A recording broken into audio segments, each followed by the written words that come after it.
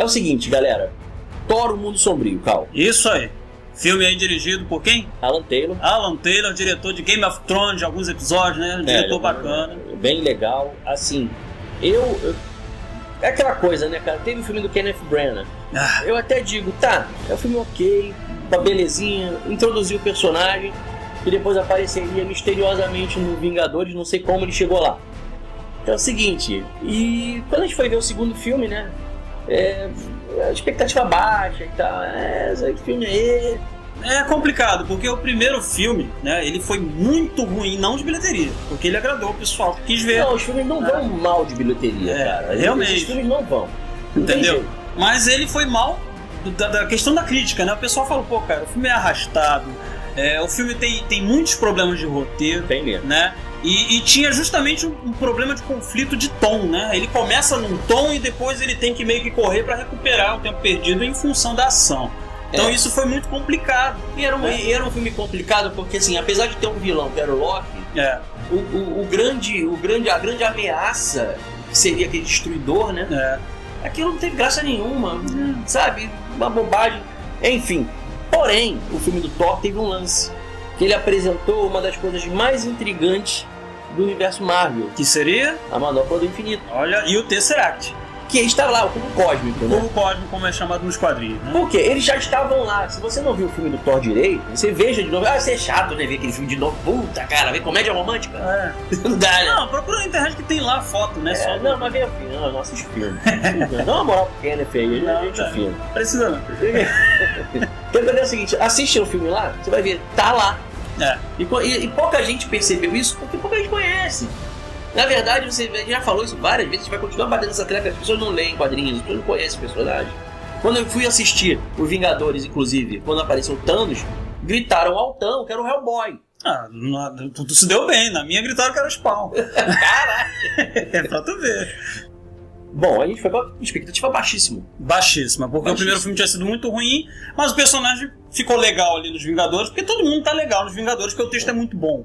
Então, assim, o texto ajudou o personagem, né? Trouxe a popularidade que merece o Loki, que é um vilão bacana nos quadrinhos, então nos Vingadores ficou legal. Na minha opinião, o Loki, nesse filme Thor, O Mundo Sombrio, ele tá se candidatando a um personagem marcante da história do cinema. Icônico. Eu acho que ele já é, porque na San Diego Comic Con, quando foram anunciar os filmes, né? Inclusive os Vingadores, o ator foi a caráter e o pessoal ovacionou, falou: caramba, não precisamos de Tony Stark pra vender. Né? Vendeu os filmes. Quem vendeu é Tom Hiddleston, um cara carismático até a alma, meu amigo. Exatamente. Aquele camarada, ele é demais.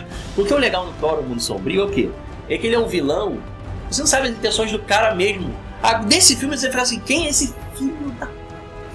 Quem é esse cara? Porque, cara, né? Porque é o seguinte, assim, nem preciso avisar que já tem spoiler, hein?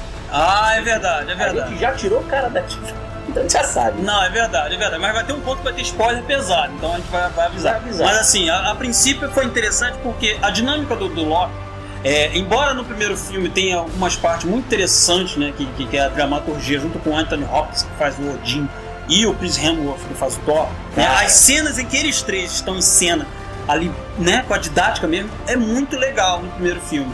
No segundo filme, já fizeram isso numa parte hardcore com o Loki e o Anthony Hopkins. E eu achei muito legal, cara. Ficou assim um negócio bacana demais. Porque, cara, são dois atores experimentados. É gente que vem do teatro. Você falou na resenha, né, que os dois estavam assim gladiando, que cada um mandava uma e via a outra pior. E tu ficava no cinema assim, meu Deus, eles elevaram um filme de super-heróis a um patamar que a gente achava assim, o Cavaleiro das Trevas do Nolan já tinha dado um grande salto, né? Sim. E com o Thor ele é comparável ao filme do Nolan, porque, cara, tem texto, e o texto é bom, e é condizente com o personagem. Então, cara, se tu tem o texto bom e ele é condizente, tem uma obra de arte, cara. Tu não tem um filme corriqueiro de super-heróis, como, por exemplo, é o Homem de Ferro 3, é um filme corriqueiro. É um filme corriqueiro. Né, cara? Tem umas coisinhas aqui e ali, mas, pô, cara, mas esse filme, quando saiu do cinema pra fica feliz, cara. É interessante porque o Thor, o Mundo Sombrio, ele também é um filme mais centrado em sua história do que em jogar mais um personagem e apresentar. Não precisa mais disso. Não, o personagem já está aí. Já tá aí. E o pessoal já entende quem ele é. Mas ali eles fazem o seguinte, ó, querido, vem cá. É que nem o Poderoso Chefão, né? Que a gente costuma até dar esse exemplo. Senta aqui, querido, a gente vai te apresentar a família. É literalmente o que acontece. A gente é apresentado a família do Thor e a família da mitologia do nórdica. Por quê? Muito legal. Porque nesse filme, aí agora vai rolar os spoilers. É, a partir de agora. Porque nesse filme, tem uma coisa que não vinha acontecendo nos filmes da Marvel, que é o quê? Você tem ali uma introdução, né? Você tem um epílogo. Sim. Ali em que é apresentado o Mundo Sombrio. Certo. Né, cara? E o vilão Malekith, que é criado pelo Walt Simonson, né? Que escreveu as melhores histórias do Thor.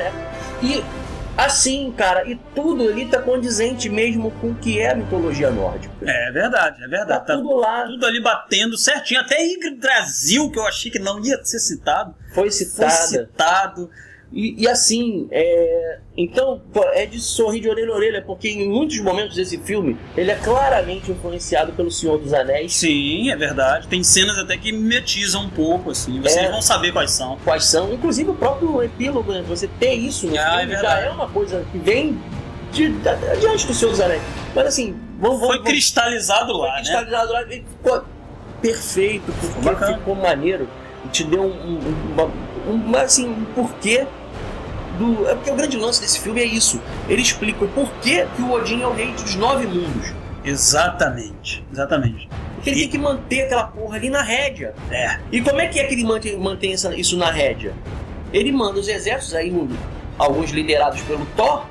Pra quê? Pra manter como os Estados Unidos, né? Aquela coisa rule the world, né? Exato. Ele vai pra Donald. Tem que ficar tudo de acordo com o que eu quero. Ele é o pai de todos, né, cara? A regra é linha. Não tem como não ser não assim. Tem essa. Eles vão lá pra Vanaheim, né? E eles estabelecem a paz lá. É verdade. Aí já colocam o quê? Botam um intendente lá, quem é? Quem é? Quem é aquele? O Jack Chan. É verdade. Que falaram isso no primeiro filme, é verdade. Fizeram essa piada. Que isso, Jack Chan? Jack Chan. Então, ficou lá, cara. Por quê? Por que isso? Porque, cara, é aquela coisa do domínio. Sim. E aí você explica, mas esse Odin e tal, os caras são mortais, porque na Marvel tem isso, né? Eles batem de que existe um deus mesmo. Exato. Né? E que aqueles não são deuses. Mas lá é explicado que eles têm 5.000 anos. E eles não são deuses. É curioso isso, né? Essa é uma das falas mais interessantes. Não, nós não somos deuses, nós vivemos, nós morremos como todos eles. Aí o Loki vira e responde, com a diferença de 5.000 anos, né? Tudo bem. É, isso aí. Então quer dizer, cara, você tem ali, cara, você tem esse background, né, ali naquele epílogo. Isso é muito legal, cara.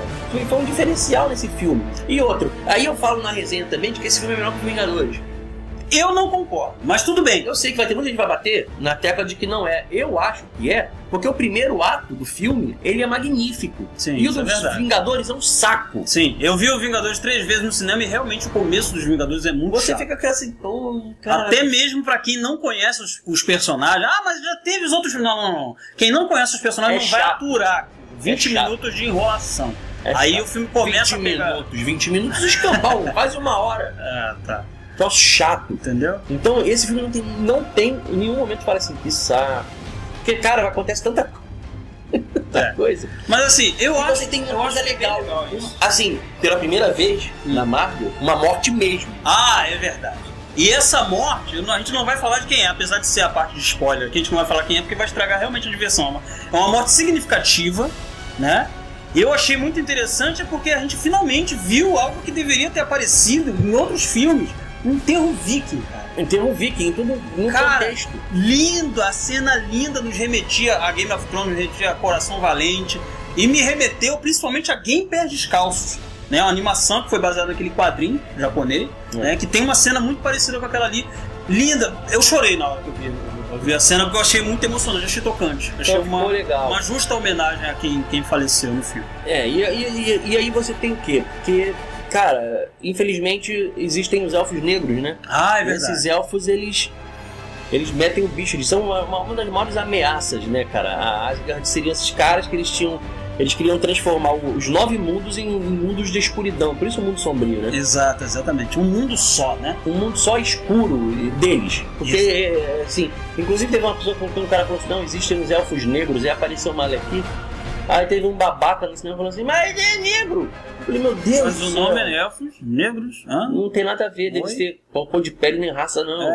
Apesar de ter um elfo negro. Sim, existe. Mas assim, cara, eles são negros porque eles vivem na escuridão.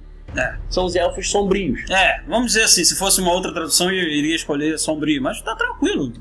Cara, então assim, nesse filme, o que aconteceu? Não tem SHIELD. Não. Ela só é mencionada uma vez. 2 ou 3 vezes, mais ou menos. A SHIELD chega aqui e vai se transformar... Nem a SHIELD responde meus telefonemas. Quem é a SHIELD? É segredo. Você não tem isso. Você não tem a SHIELD. Então, assim, é um filme que funciona sozinho. Ele começa e termina ali. E tem as cenas pós-crédito. A cena pós-crédito é o grande problema do filme. É verdade. Porque a cena pós-crédito é de outro filme, do Guardiões da Galáxia. Filme que vem aí no ano que vem. Sem ser esse o outro, né? Exatamente. Não, acho que não. Acho que esse ano que vem. É esse ano que vem, 2014. Acho que é em dezembro de 2014. 2014, a gente vai conferir aqui. Que é o seguinte, cara. O grande problema disso é o seguinte. 2014. Então você tem aí, agosto de 2014. Isso. Você tem o quê? Cara, assim, você acabou de ver um filme em que eles te mostraram uma coisa fantástica, um mundo fantástico, a fantasia, de modo crível, e chega lá o Benício Del Toro acompanhado da lollipop maluca, saltitando. Cara, eu quando vi no cinema, quando aparece essa menina saltitando e aparece o Benício Del Toro exageradíssimo, overacting pra caramba, a primeira coisa que eu pensei foi, caramba, chamaram um monte de cosplay. Sério, eu tive essa sensação. Eu não tive a sensação que estava vendo um filme. Cara, isso daí é algo que, cara, na minha cabeça, assim, já perdi a vontade de ver o filme. Sério, não dá vontade de ver o Guardiões da Galáxia de jeito nenhum. Tudo bem, ele pede uma gema específica, que a gente estava batendo um papo aqui, a gente acredita que seja uma das gemas da Manopla do Infinito. Já pode ser. Sim, com certeza. Possivelmente. E por que isso? Porque são as armas definitivas, né, cara? A Manopla do Infinito, junto com o Tesseract, que é o cubo cósmico, literalmente dá ao seu portador o poder de um deus. Então ele pode fazer o que ele quiser. E como o Thanos já apareceu nos Vingadores, no primeiro filme, possivelmente vai estar tudo rumando para poder ele entrar agora no Guardiões da Galáxia. Inclusive ele vem no Guardiões da Galáxia. Então, possivelmente essa trama vai ser ou resolvida ou mais um capítulo no Guardiões da Galáxia. No Guardiões, por quê? Porque, cara, você vai lidar com questões espaciais e a Marvel é dividida. É verdade. Você tem o mundo tecnológico, que seria o nosso. Você tem o mundo místico. Sim. O mundo que é o mundo místico, que é o mundo do Doutor Estranho, do Feiticeiro Escarlate. E você tem o mundo mitológico, que é o do Thor e companhia, né? Thor, os 9 mundos lá, aquela conversa fiada toda lá. Isso. E, você tem, como já falamos, espacial. O mundo cósmico. O mundo cósmico, que é o quê? Os Guardiões da Galáxia entram aí, um grupo, inclusive, que é desconhecido. Sim. Que muita gente não conhece. É um gibi obscuro dos anos 70 que foi relançado recentemente, escrito pelo Brian Michael Bendis. Pra você ter uma ideia, eu conheço muita gente. Eu só conheço um cara que sempre foi fã de Guardiões da Galáxia. Ficou empolgadíssimo, falou, caraca, vai vir o filme! Vai vir o filme. Quando eu falei pra ele que vai vir o filme de Guardiões da Galáxia, eu já sei, meu Deus, cara! Eu falei, bicho, mas por que você viu isso? Eu até vou saber. Só pra ter uma ideia, o Rocket Raccoon, que é um dos personagens que é o Guaxinim, né, o maluco lá que sai dando tiro em todo mundo, foi um dos primeiros gibis que o Mike Mignola desenhou, cara. Pra você ver, o primeiro emprego da Marvel, ele odiava desenhar o personagem, só pra ter uma ideia. Quanto tempo faz isso? E tem esse problema, né? Você tem um Ente, você tem um Rocket Raccoon, que é um guaxinim. E, cara, a Zoe Saldanha vai aparecer de novo, CG, uma coisa, né? Enfim. Ou seja, com esse filme do Thor, a expectativa tá baixíssima do Guardiões da Galáxia. Não, é verdade. Mas voltando ao filme do Thor, é interessante falar sobre a parte espacial, porque tem uns embates quase espaciais, né? Com as naves muito interessantes no Thor, superior ao que foi feito pelo George Lucas daquela trilogia nova do Star Wars. Mas aquela trilogia ele tava esquisito, ele tava amargurado, sei lá. Tinha alguma coisa errada naquela trilogia. Ali ele errou feio, mas aí veio o Thor e fala assim, ó como é que faz. É assim, ó. E ficou muito maneiro. Ficou bacana. Eu nem sabia que tinha nave em Asgard. O melhor filme da Marvel até agora. é o melhor filme da Marvel, porque Os Vingadores, infelizmente, é um filme tedioso no início. Você fica com tédio, aí depois eles compensam. Mas, cara, aí você sai de lá meio assim, Eu já acho que o Thor é um filme correto. Eu acho que ele é correto, tão correto quanto o primeiro Homem de Ferro, embora o primeiro Homem de Ferro ele é somente correto. E o problema do Thor, Mundo Sombrio, infelizmente, é que o terço final dele é muito previsível, né? Tem esse lance, tem esse problema. Enquanto os Vingadores tem o começo tedioso, o terço final do Thor, você bate. É previsível, mas foi por uma questão de erro da direção. Sim, não, acho que mais do roteiro, né? Não, foi erro da direção. Aquela cena em que o Loki aparece travestido de guerreiro. Sim. Todo mundo matou porque ele era o Loki. Inclusive tinham pessoas, depois de bastante tempo, que aquela cena pra chegar no fim ainda demora um pouquinho. É verdade. No cinema tinha gente falando assim, cadê o Loki? O Loki tem que aparecer. Cara. E quando apareceu o Odin ali, você sacava que era o Loki. É verdade. Ou seja, o Odin morreu ou não morreu? Não se sabe o que aconteceu, não mostrou. Então isso talvez vai ser resolvido. O Loki amava ou não amava a Frida? Tu não sabe. E aí? Porque isso é uma coisa legal, porque você fica na dúvida. De que lado o Loki está? Eu acho que ele tá do lado dele, né? Ele é muito louco, porque ele mesmo estando... É aquela questão que a gente já falou do vilão tipo Coringa da vida. Ele quer bagunçar a parada. Ele não tá satisfeito, ele vai bagunçar a parada. Ele queria ser rei, não queria? Ele vai ser, cara. Não tem jeito, ele vai ser um rei. Se eles adaptarem aquela história Loki, né? Onde o Loki derrota uma vez por toda, vamos ver. Isso. Agora é o seguinte, beleza, a gente já falou aqui do filme, não tem muito o que falar sobre o futuro do Thor do cinema, que a gente não sabe o que vai acontecer. A gente até pensou, chegou a gravar esse vídeo uma outra vez, a gente até pensou que ia acontecer uma determinada coisa, não aconteceu. Porque foi o seguinte, nesse filme o Loki arranca a mão do martelo do Thor. Exatamente. E a gente especulou o quê? A gente já tinha visto essa cena. Exato, porque rolou lá na San Diego Comic Con, foi apresentar essa cena lá. A gente já tinha visto. E a gente especulou o quê? Bom, ele vai pegar e vai botar a manopla do infinito no lugar e vai vencer o vilão, né? Tipo assim, ou ele poderia estar puxando um saco do Thor, o que acontece. Sim. Ou ele pode também falar o seguinte, eu arranquei a mão dele mesmo e dane-se. E ele que se dane. E a gente pensou isso no cinema. E aí, eu falei, no final era tudo uma ilusão. Isso matou a parada. A outra coisa que também, assim, tem o filme tem mais humor, né? Ele tem algumas cenas de humor, mas tem uma determinada cena que meio que ficou over, né? E a determinada cena o Loki se transforma em alguns personagens, não vamos dizer quais pra você ter uma surpresa, né? Mas assim, e ele vai fazendo isso piada atrás de piada, então fica um pouco over. Ele fez isso 5 vezes. Ele achou isso, tá? Né? Não, muita gente achou, foi só eu não. Então assim, eu acho isso ficou over. Entendeu? Eu achei maneiro pra caramba. Tudo bem, mas você não come arroz, cara, então tá tranquilo. Que é isso? Não dá pra ver. Então o que acontece, cara? Não tem muito o que falar. A gente especulou isso e inclusive a gente especulou que quando o Murilo... Já fala Murilo Benício, cara! Já pensou? Aqui a gente entrega quando a gente erra, a gente entrega, a gente não edita não. O que acontece é o seguinte, quando o Benício Del Toro aparece, né, o The Collector, o colecionador, isso aí. Quando ele aparece, a gente tinha especulado, que a gente ficou sabendo que o The Rap jogou isso no ar, o jornalista que assistiu a cabine lá fora, ele logo saíram da cabine. Ele só não disse o que era. Ele falou: o Benício Del Toro aparece. O Benício Del Toro aparece. Bom, eu achei que aconteceu o seguinte: que o Benício iria até Asgard para pedir a manopla, porque eles estavam tendo problemas no espaço. Assim, cara, a gente precisa disso. Até faria um certo sentido. E não do jeito como apareceu. Porque a gente não sabe nem sequer se foi ele que pediu. Ele simplesmente aparece, entregam aquilo pra ele. Eu não entendi por que diabos o Volstagg, não é isso? Ele foi entregar a gema pra aquele cara lá, por quê? Não tem explicação. Cara, é estranho. A Lady Sif, ele... Não, só os dois, né? São só os dois. Tem a página. E tem a Lollipop, eu estou chamando ela de Lollipop, porque ela vem toda assim, parece um pirulito. Cara, que decepcionante, porque eu esperei que ele fosse pedir a manopla. Tudo bem, ele pega uma legenda. Tava na manopla e tal, beleza. Mas, cara, tinha que ter pelo menos assim, ele tinha que ter, não é só assim, que bom estar na minha coleção, ele tinha que ter mencionado alguma ameaça. Ele tinha que falar, o bicho está pegando. Pra quê? Pra você ver o filme do Thor e já ficar, cara, tem que ver o filme do Guardiões porque o bicho tá pegando. E não vai acontecer isso não. Por quê? Que quem apareceu, o roxo, ou dava um nome qualquer, mas citava o Thanos, cara. É verdade. Porque as pessoas já estão na pilha do Thanos, cara. E ninguém sabe, na verdade. O pessoal que não conhece os quadrinhos não sabe que aquele cara roxo era o Thanos. Não. Já começa por aí. Falava que era o Hellboy. Entendeu? Falava que era o Spawn. Eu já fiquei sabendo de gente que falou que era o Darkseid. Isso aí poderia ser. Não, você até pode confundir, porque é um, né, cópia do... Sim, Darkseid veio com... Não, o Darkseid é da DC. Né? Na hora tu pode cometer esse tipo de engano aí tranquilo. É verdade. Isso aí até mais... Mas pelo menos é plausível. O problema é quando tu pega o problema do personagem da Dark Horse ou da Image que você meter na parada.